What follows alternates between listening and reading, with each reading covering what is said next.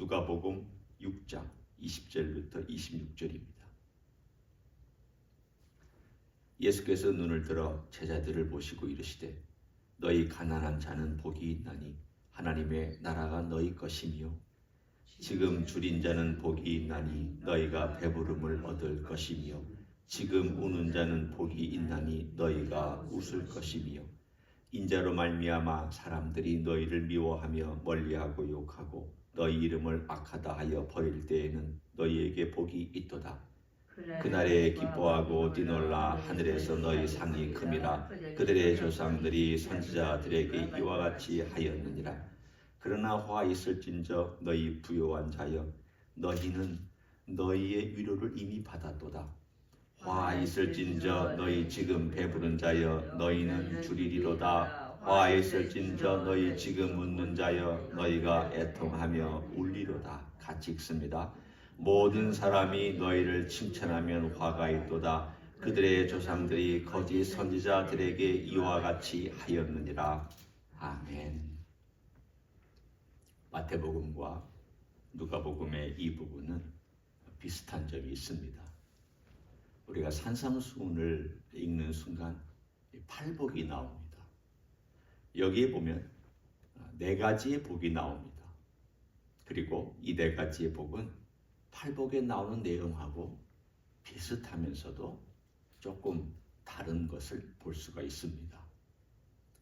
예를 들어 팔복에는 마음이 가난한 자라고 나오지만 여기는 그냥 가난한 자, 그러니까 마음뿐만이 아니라 또 우리가 흔히 얘기하는 물질적인 면에서의 가난한 자도 포함시키고 있는 것을 알 수가 있습니다.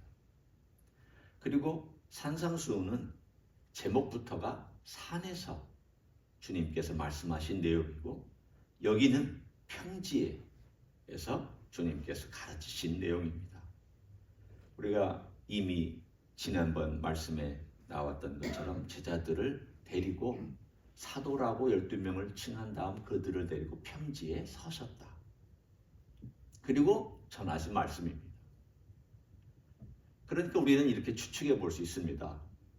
예수님께서 어느 한 장소에서만 이 모든 말씀을 하신 것이 아니라 예를 들면 A라는 장소에 가서는 이런 말씀을 하시고 또 B라는 장소에 가서는 이런 말씀을 하셨는데 비슷한 말씀도 있고 다른 말씀도 있고 여러 가지 말씀들이 있을 수 있습니다.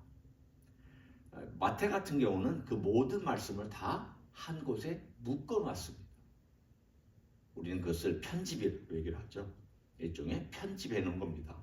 주님이 하신 말씀을 하나로 다 묶어서 마치 한 번에 다 설교하신 것처럼 그렇게 마태는 묶어놨고 누가는 비교적 한 장소에서 주님께서 하신 말씀을 적어놓은 그러한 스타일로 적어놨습니다. 그렇기 때문에 짧습니다. 누가가 한 내용을 보면 마태가 한 것보다 짧게 나옵니다. 그리고 특징이 오늘 여러분이 이 네 가지의 복이 있다라고 하는 내용들의 대상들을 한번 살펴보십시오. 가난한 자, 줄인 자, 우는 자, 22절에 그리고 핍박받는 자. 여러분이 네 가지의 사람을 듣는 순간 드는 느낌이 있습니다. 가난하고 울고 굶주리고 핍박받는다. 다 형편이 어렵거나 굉장히 힘든 상황 속에 있는 사람들에 대한 이야기만 골라서 적어놓은 듯한 인상을 받습니다. 그러면 여러분이 이렇게 얘기할 수 있습니다. 아니 가난한 게 복입니까? 가난한 게 복이 아니던데 뭐 가난한 게 복이라고 얘기하고 있고 아니 배가 쫄쫄 고파서 굶주리는 게 무슨 복이 된다고 얘기하고 아니 우는 게 왜 복이라고 얘기하고 있고 즐거워야지 복이고 기뻐야지 복이고 예수 믿으면 기쁨이 있고 예수 믿으면 좋아야 되지 않습니까? 라고 우리는 말할 수 있습니다. 사실 언뜻 이 본문을 보면 가난하고 줄이고 울고 핍박받는 이 이 자체가 마치 복인 것처럼 우리가 들을 수도 있습니다. 하지만 한번 가만히 생각해 보십시오. 우리는 부한 것이 사람들에게 유혹을 준다는 성경 말씀은 잘 압니다. 디모데 전후서에도 부하려는 자들은 세상의 올무에 걸린다. 따라서 부하는 자들에게 경고하는 메시지도 있고 야고보서도 부자들에 대한 경고도 있습니다. 성경의 구약에도 부에 대한 경고들이 많이 나타나 있습니다. 그리고 구약에 보면은 하나님께서 가난한 자와 고아와 과부를 돌보신다라고 하는 그런 메시지도 있습니다. 그러면 이 모든 것들을 정리해 볼 때에 이 부와 가난에 대한 것을 우리는 어떻게 생각해야 되고 어떻게 접근을 해야 됩니까? 라고 하는 의문이 생깁니다. 아니, 부하면 안 됩니까? 돈을 많이 벌면 안 되는 것입니까? 가난을 추구해야 됩니까? 아니면 가난을 멀리 해야 됩니까? 많은 질문들을 우리는 할 수가 있습니다. 오늘 우리가 이것을 다 대답할 수 있는 시간은 아니지만 이 본문이 추구하고 있는 바를 좀 나타내 같이 나누고 싶습니다. 어제 온라인 강의가 있어서 온두라스에서 선교사로 활동하시는 분이 이제 강의에 참여해서 강의를 같이 듣는데 그분이 그런 얘기를 합니다. 이 온두라스에서 이제 복음 사역을 하는데 과거에는 이 개신교가 한 15%밖에 안 됐는데 요즘 한 40%까지 올라갔다 그래요. 굉장히 많아진 거죠. 그래서 참 좋은 징조입니다. 그런데 이 40%의 사람들이 대부분이 다 가난하기 때문에 그 사람들이 추구하는 바가 있다고 얘기를 합니다. 그 개신교의 대부분은 오순절 계통입니다. 그러니까 오순절 계통인데 오순절 계통 중에서도 번영신앙, 부가 하나님의 축복이다. 잘 살아야 된다. 돈 벌어야 된다. 모든 초점이 다 거기에 가 있다고 그분이 그렇게 얘기를 합니다. 10년을 사역을 했는데 좋은 점은 기독교인, 개신교인들이 많아진 건 좋은 거지만 개신교인의 99%는 모든 초점이 돈이 조금만 생기면 복 받았네요. 그런다고 얘기를 해요. 돈이 조금 벌면 아이고 하나님 복 받았네요. 그렇게 얘기를 한다고 그래요. 그게 그들 일상생활이고 카라반이라고 해서 미국에 미리국 가기 위해서 올라온 사람들의 한 반절 정도가 온두라스 출신이라고 얘기를 합니다. 이분이 뭐라고 고뇌를 얘기하냐면 이 사람들은 성경에서 가르치는 거에 대해서는 별로 관심이 없습니다. 그리고 성경의 말씀대로 삶을 어떻게 바꿔야 되는지에 대해서도 그렇게 많은 관심이 없습니다. 오로지 복 받고 돈 좀 더 얻고 어떻게 하면 내가 예수 믿어서 돈을 좀 축복받을 수 있을까 하는데 모든 초점이 가 있기 때문에 한편으로는 그래서라도 주님을 믿어야 되는 것이다 라는 생각 때문에 긍정적인 면도 있지만 한편으로는 부정적인 면도 있습니다. 그런 생각이 들었습니다. 너무 가난하면 하나님 제대로 믿기 어렵습니다. 너무 가난해도 하나님을 따라 하나님이 원하시는 삶을 살아가기 쉽지 않습니다. 부유해도 어떻게 생각하면 하나님 없이 충족되고 풍족하니까 하나님을 잘 찾지 않을 것입니다. 우리는 부만이 문제가 아닙니다. 가난해도 문제입니다. 다 문제입니다. 우리 인간이 가지고 있는 본성상 이 극단적인 것들이나 양쪽에 있는 것들은 항상 우리를 넘어뜨릴 위험과 유혹이 있습니다. 그래서 시편 기자가 기도한 것처럼 주님, 제가 너무 부하게도 하지 마시옵소서. 하나님 없이 살까 그만할까 두렵고 너무 가난하게도 하지 마시옵소서. 제가 하나님 없다 할까도 두렵고 이런 기도를 드릴 것이 어쩌면 참 균형 있는 기도의 제목이라고 말할 수 있습니다. 그러면 오늘 누가가 강조하고 있는 이 네 가지의 대상이 어떤 것 때문에 가난하게 되었고, 어떤 것 때문에 울게 되고, 어떤 것 때문에 이 사람이 핍박받게 되고, 어떤 것 때문에 이 사람이 굶주리게 되었느냐, 이게 지금 누가가 얘기하고 있는 내용입니다. 이것은 단순히 그냥 가난한 사람을 포함할 수도 있습니다. 가난하기 때문에 누군가로부터 도움을 받고, 병들었기 때문에 예를 들면 예수님의 도움을 받고 내가 예수님 믿어야 되겠다 라고 하는 이러한 대상이 여기에 포함될 수 있습니다. 저는 그것을 부정하지는 않습니다. 그러나 가장 근본적인 여기서 울고, 여기서 핍박받고, 여기서 굶주리고, 여기서 가난하게 된 것은 바로 하나님 나라의 복음 때문입니다. 우리는 계속해서 5장부터 새 포도주는 새 가죽 부대에 들어가야 된다라고 말씀하셔서 그 내용을 기억합니다. 그러면 새 가죽 부대는 뭐냐? 새 포도주는 예수님의 생명이라고 할 수도 있고 예수님의 복음의 말씀이라고 할 수 있습니다. 이 말씀이 들어가는 대상이 누구냐면 새 가죽 부대입니다. 그러면 새 가죽 부대는 뭘 의미하고 있는가? 하나님의 나라를 품고 살아가는 사람들의 마음입니다. 하나님의 나라와 하나님의 나라의 가르침을 품고 살아가는 그 사람의 마음 속에 그 마음이 뭘 추구하고 있느냐를 여기서 본문에 보여주고 있습니다. 하나님 나라를 추구하는 사람은 하나님 말씀을 추구하고, 하나님 말씀을 추구하는 사람은 그 말씀을 따라서 살려고 거기다 자기의 삶의 중심을 투자합니다. 반대로 세상을 추구하는 사람, 가난하든지 부하든지 상관없이 세상을 추구하는 사람은 세상의 가치나 세상의 것에 몰두하고 거기에 중심을 두고 살아갑니다.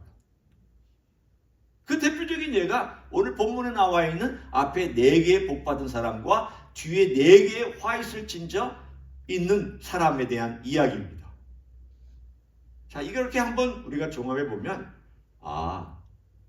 예수 그리스도를 따라가는데 예수님의 생명과 예수님의 말씀을 마음에 담고 하나님 나라 백성으로 살게 되면 이렇게 될 수 있겠구나. 가난하게 될 수 있죠. 울 수 있죠. 굶주릴 수 있죠. 핍박받을 수 있죠. 사실 미국이나 한국 같은 경우에는 예수 믿는 사람들이 핍박받지 않는 케이스는 아주 드문 케이스입니다. 그럼에도 불구하고 우리가 미국 땅에서 제대로 예수 믿고 하나님의 복음을 마음에 담고 말씀에 따라서 산다는 것은 쉬운 일이 아닙니다. 여러분, 우리가 미국에 살지만 예수 믿는다고 핍박받지는 않지만 여러분이 정말 정직하고 제대로 산다면 이 땅도 그렇게 쉬운 나라는 아닙니다. 그런 점에서 볼 때 하나님 나라의 복음을 가지고 살아간다는 것은 쉬운 일은 아니지만 예수님을 사랑한 나머지 예수님에게 초점을 두고 예수님의 가치를 따라서 살려고 애쓰는 사람은 복이 있는 사람이구나. 참 좋은 사람이구나. 이 사람은 정말 이 땅에 살아갈 때에 그게 기쁨이 되어서 그것을 추구하고 살아간 사람이구나. 마치 이와 비슷합니다. 어떤 사람이 너희 돈 많이 줄 테니까 이 직업할래. 돈이 조금 덜 있지만 네가 좋아하는 거 할래. 이 사람이 가만히 생각해 보다가 돈이 많은 것이 좋긴 하지만 하다 보면은 자기의 개성이나 자기의 삶을 살릴 수 없을 것 같아서 돈은 좀 적게 주지만 자기가 정말 잘할 수 있고 자기가 기쁘게 할 수 있는 것을 예를 들어 선택했다고 가정해 봅니다. 그럼 이 사람이 돈을 좀 적게 벌어도 자기가 정말 힘들어도 기쁨으로 할 수 있는 것을 추구할 때 오래 놓고 보면 그것이 그 사람에게 기쁨이 되고 도움이 되고 신나고 인생도 즐길 수 있을 것입니다. 바꿔 한번 생각해 보십시오. 내가 예수님을 믿습니다. 예수님을 따라가면, 내가 예수님을 기뻐하고 예수님의 복음이 기쁘면 그게 조금 돈이 덜 되거나 그것 때문에 내가 조금 손해보거나 좀 아픈 일이 생겨도 그걸 따라갑니다. 왜냐하면 기쁘니까, 좋으니까, 거기에 내 삶의 가치를 두니까. 그런데 만일 우리가 당장 내게 주어지는 어떤 부나 돈이나 명예나, 오늘 여기 나와 있는 이 부는 바로 부유함을 쫓는 사람의 특징을 얘기하고 있고요. 배부른 것도 우리가 잘 먹고 배불러야 되는 것이 나쁘다는 게 아니라 배부름이 추구되어지는, 그것만 추구되어지는 이 세상에 만족하는 삶. 웃는 것도 25절에 보면 웃는 게 뭐가 잘못입니까? 그 얘기가 아니라 이 세상에 쾌락에 집중되어 있는 삶. 그리고 모든 사람이 너희를 칭찬하면 화가 있다. 칭찬이 나쁜 게 아닙니다. 우리는 칭찬받는 삶을 살아야 됩니다. 여기서 칭찬받는다는 건 뭐냐면 사람들의 인정을 바라고 사람들의 명성과 사람들의 여론을 집중하며 그걸 따라가고 있는 그런 삶. 쉽게 얘기하면 이 세상의 삶에 집중되어 있는 그런 삶의 모든 에너지를 드리는 삶은 어떤 삶이냐? 하나님께서 기뻐하는 것보다 하나님의 가치와 하나님의 나라의 가치를 추구하는 것보다 당장 주어지는 것과 당장 먹는 것과 당장 입는 것과 당장 소유하는 것과 이 땅에서 당장 누리는 것에 모든 에너지를 드리고 있는 삶. 이런 삶에는 화가 있다. 왜냐하면 나중에 뒤집히게 된다. 그러나 우리는 다르게 살라고. 예수님은 우리에게 너희는 다르다. 너희가 나의 생명과 나의 가르침을 담고 있다면 너는 다르게 살 것이고 너는 다르게 살아야 된다. 그것을 복이 있다라고 말씀해 주셨습니다. 진짜 그렇습니다. 우리가 뭐가 복인지 여러분 압니다. 이 세상에서 내가 수단과 방법을 가리지 않고 복을 누리는 것보다 차라리 그 수단과 방법을 포기하더라도 이 세상의 복을 누리지 않고 보이지 않는 하나님의 복을 누리는 것이 훨씬 100배, 1000배, 만배, 수만배 복이 될 줄로 믿습니다. 주님은 그런 가르침을 우리에게 가르쳐 줍니다. 네가 나를 사랑하면 나를 쫓을 것이다. 나를 쫓으면 나의 가르침도 쫓을 것이다. 나의 가르침을 쫓으면 그것 때문에 손해보는 삶이 올 것이다. 그러나 그 손해보는 삶이 너에게는 복이 될 것이다. 그렇게 살아봐라. 내가 그것이 복이 있다라고 보장한다. 우리 주님 우리에게 살아보라고 말씀하고 계십니다. 오늘 하루도 우리가 그렇게 한번 살아보기를 원하며 그런 삶으로 주님께 나아가는 복된 삶이 되시기를 예수님의 이름으로 간절히 축원합니다. 기도하겠습니다. 하나님 아버지 감사합니다. 진짜 복된 삶이 무엇인지를 우리에게 가르쳐 주셨습니다. 우리는 이 땅에서 많이 소유하기를 원하고 많이 누리기를 원하고 많은 것들을 갖기를 원하지만 그러나 거기에는 하나님이 빠질 수 있는 유혹이 있다는 것을 우리는 경계하고 살아가기를 원합니다.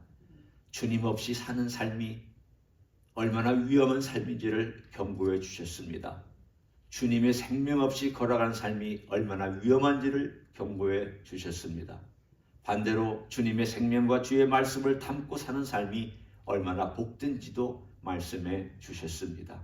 오늘도 주님의 말씀을 담고 주님의 생명을 담고 이 땅 위에서 살아가는 삶이 전부가 아니라 앞으로 오는 삶, 영원한 주님과의 삶이 더 소중하다는 것을 알게 하여 주시옵소서.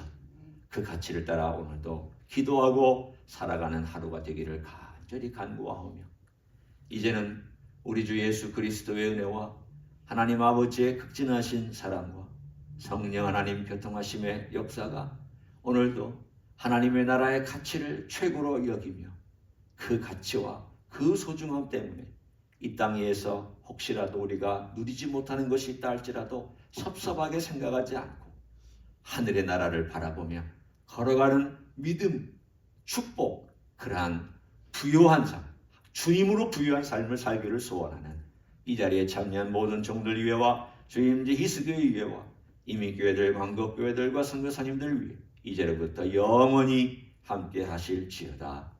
아멘.